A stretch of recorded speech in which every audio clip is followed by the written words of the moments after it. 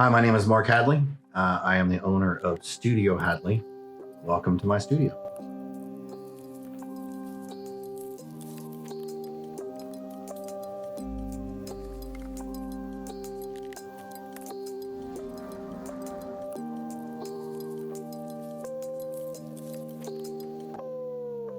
What inspired me to paint? I was out to lunch with my mom and my stepdad, and we were at a place called Cafe Tutu Tangos over on International Drive. And I had some of my scratch boards with me, and at that restaurant, they hire artists to paint live at night. They usually have 3 artists on every night, and there's a waiting list to get into this restaurant to be an artist. And just for the heck of it, I showed the manager one of my scratch boards, and he immediately went, "Okay, how quick can you start? When do you want to start?" So I had started, and I had originally started doing these scratch boards at Tangos. And then I decided to try my hand at painting. It had been a while since I painted. I always painted murals and things like that. So the very first painting I did was of a tree with a nice cool background, and I sold it the next day for $500. And I said, "Oh, okay, let's start painting." And that's what started the whole game right there. How I would describe my artistic style, I'm labeled, I think, as beautiful creepy. My stuff is, I try to make it as pretty as possible, but still keep some creepiness to it. And over the past 5 or 6 years, maybe a little bit longer, I've been putting more and more color into it, but also trying to keep it creepy. But the piece that started all this is the one sitting here on my easel. I can't think, she's 15 years ago, I think I painted her. She started my whole style of black and white with a little bit of color to give it that pop. And that's what started the whole thing. The story behind this piece is I was at a very starving artist moment. I couldn't afford to pay my power bill, I couldn't afford food, and I couldn't afford gas in my car. And my power had been shut off in my apartment. I live in Central Florida, so the sun's beating in the windows. It's 92 degrees in my apartment. And I'm laying on a tile floor with my 2 cats with their tongues hanging out because they're panting so hard. And I was feeling sorry for myself and trying to figure out a way. So I was doing some deep thought as I'm laying there melting to the floor. And I looked up and I had seen a painting hanging on my wall that I had never actually been fond of. And for some reason, I got up and grabbed this canvas, took it into my studio, brought my little battery operated fan, put it next to my easel. And while I'm sitting there dripping sweat, I decided to figure out what I was going to paint. And I had looked at the room, and earlier I had been in a very bad mood, and I had thrown some stuff across my room, and I had thrown my sketchbook. And when I threw my sketchbook, it opened up to the page where I had a sketch of this fairy right here. And I'm like, all right, that's what I'm painting. So I immediately went to work on that. And the second I got it done, I had prints made of it, and that got me out of the hole. I was able to eat, and it motivated me to move on to the next thing, because I had gotten so much attention out of this piece. And now this piece is actually my most stolen piece of artwork online. It's everywhere.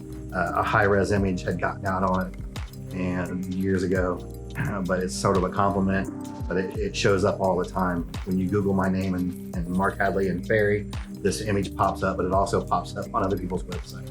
So that's kind of what started the whole thing, was this piece right here. The evolution of my style has been, man, it was such I was all over the place with what I had liked to paint. I paint fairies. Now I paint, darker stuff. And I wasn't sure if I wanted to be like a palm tree artist, like some Florida stuff, or where my money was going to be. So I was, my first con, I do cons like MegaCon and Comic Con and Dragon Con up in Atlanta. So I was at my very first show, Dragon Con, and I won an award for best horror. And I'm like, oh, people were digging the dark stuff, which I have always liked to paint anyways, with darker images. So I came home and I worked on darker images. And I went back to Dragon Con the next year and I won best horror again. And that sort of solidified me into the darker stuff. Even when I'm painting nicer things like fairies and stuff, it's got a dark image to it, the dark spin on it. I can't actually take this out of any of my artwork, even if I'm painting a jellyfish. But that's sort of evolutionized me to make me known for dark art. There is artists that have inspired me.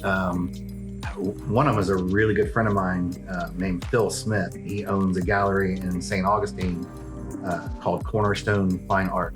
So Phil was always a year or two ahead of me in the career business, and he always answered questions for me. He always gave me advice, and he helped me to not make the mistakes that he did.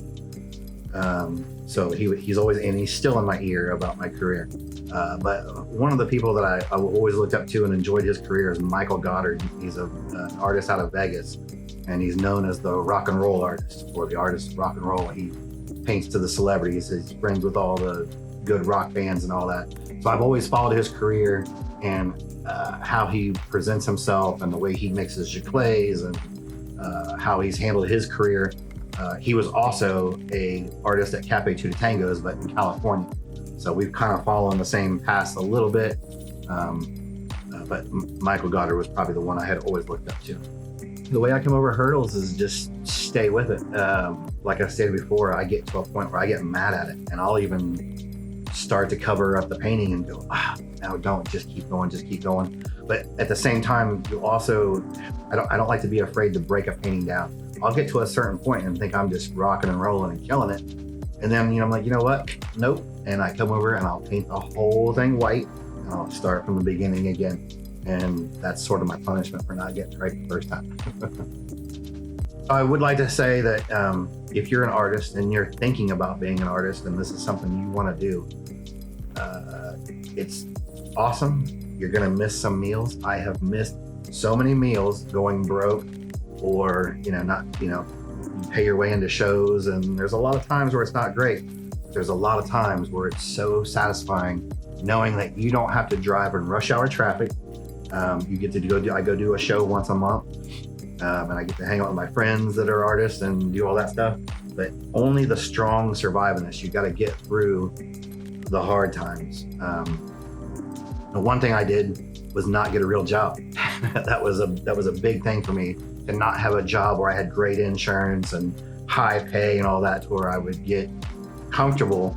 I always kept myself free. So I waited tables, I washed cars, I mowed grass, I worked a hot dog stand for one of my friends.